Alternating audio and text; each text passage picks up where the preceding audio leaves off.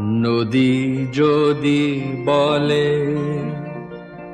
সাগরের কাছে আসব না,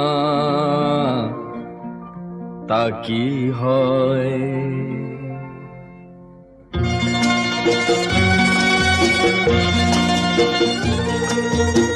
নদী যদি বলে সাগরের কাছে আসব না, তা কি হয়?